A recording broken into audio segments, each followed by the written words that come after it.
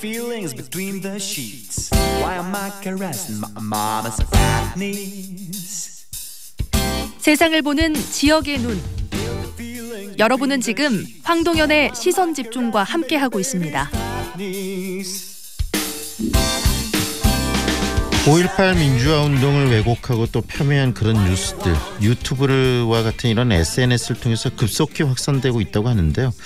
이런 실태를 바탕으로 이 실시간으로 감시가 가능한 그런 시스템, 또 지속적인 사법 대응이 이루어질 수 있는 전담기구 이제는 설치해야 한다라는 주장이 나오고 있습니다.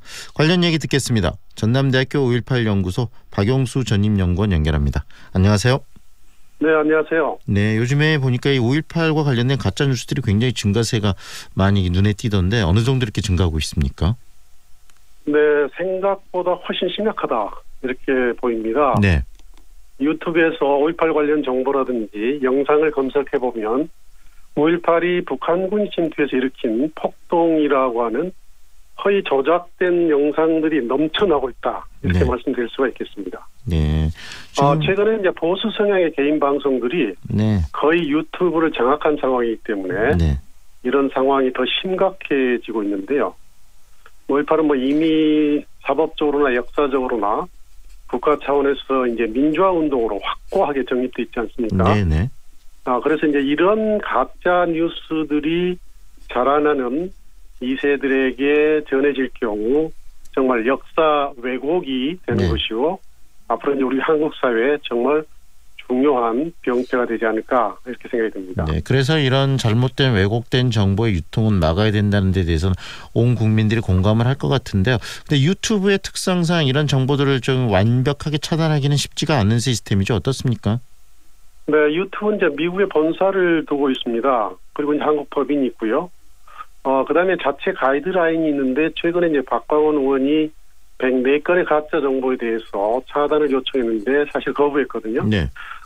그런 측면이 있습니다만 제가 보는 관점에서 보면 한국 법인이 있고 또 이 법인이 우리가 이제 왜곡되고 허위 정보를 삭제를 요청했을 경우 지속적으로요. 네. 또 사회적 압력이 가해질 경우는 유튜브도 거절할 수 없다라고 보는 것이죠. 네. 네네. 그래서 이례적인 이런 요구나 삭제 이런 부분이 아니라 체계적으로 이런 부분에 대응할 필요성이 나타나고 생긴 거네요. 그렇죠?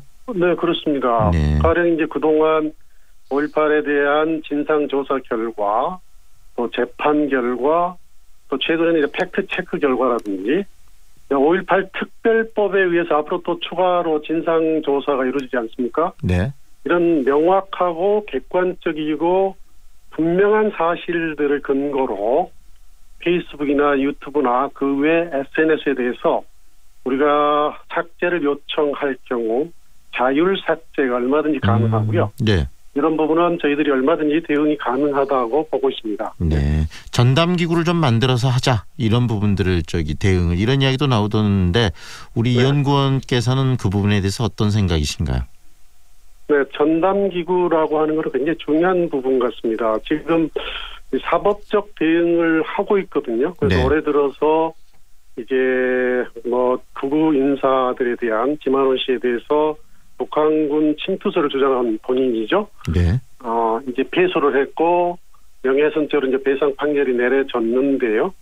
또 이제 전두환 해고록에 대해서도 배상 판결이 내려졌습니다. 그래서 사법적 단죄에는 청신호가 켜져 있지만 사실 이런 것과 전혀 무관하게 5.18과 관련된 유튜브 영상에는 대부분 허위, 왜곡, 조작된 정보들이 넘쳐나고 있다는 게 문제거든요. 네네.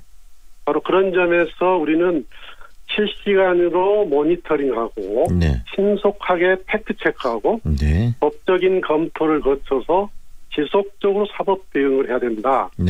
뿐만 아니라 사회적 요구와 압력을 높여서 구글이나 페이스북 이런 SNS 쪽에 이 5.18 관련된 가짜 정보를 자율적으로 삭제할 수 있는 알고리즘을 만들어서 작동할 수 있도록 해야 된다. 이제 이런 부분을 하기 위해서는 역시 전담기구가 필요하다는 거죠. 전담기구는 어떤 국가 차원에서 중앙정부 차원에서 만드는 게 적절할까요? 아니면 5.18 단체들이 많이 이렇게 있는 광주나 이런 지역 차원에서 접근하는 게 좋을까요? 네, 가짜 뉴스에 대한 대책은 이제 최근에 정부도 대책을 마련해서 현재 여론을 더 수렴하고 있고요. 국회도 가짜 정보에 대해서는 좀 이제 관련 법규가 박광원 의원을 비롯해서 많은 의원들이 약 22건 정도를 제정하거나 개정하는 안이 나와 있습니다. 네. 지금 현재 논의 중인데 사회적 여론이 지금 계속 제기되고 있고요. 네. 가짜 정보에 대해서는 국가 차원에서 하고 또 그 차원에서 5.18 정보도 다뤄야 되고요. 가짜 정보도. 또 방금 말씀드린 전담기구는 아무래도 광주시 지원 아래 네. 그리고 이제 5.18 재단에 네. 법률소송단이 현재 가동 중에 있습니다. 네, 그런데 중요한 건 미디어 관련된 대응하는 이 전담팀이 전혀 없기 때문에 네. 이런 식으로 이제 5.18 가짜 만들어내는 게 정보가 좋을 것이다. 네. 범람하고 있다. 이런 말씀을 드리는 거고 네. 광주시 차원에서 네. 5.18 재단에 만드는 게 적합하지 않을까. 네.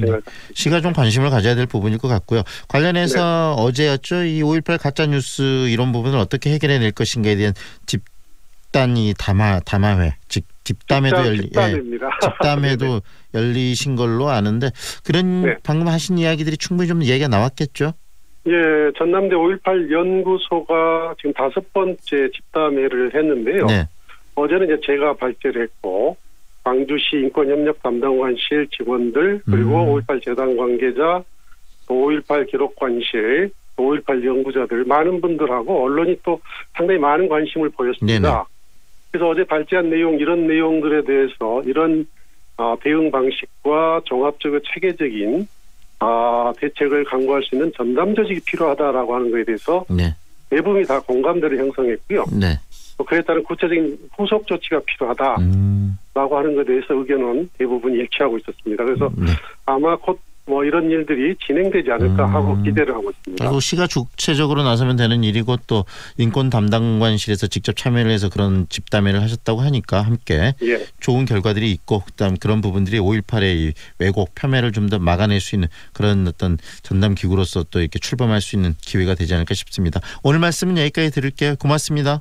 네, 고맙습니다. 지금까지 전남대학교 5.18 연구소 박영수 전임연구원과 함께했습니다.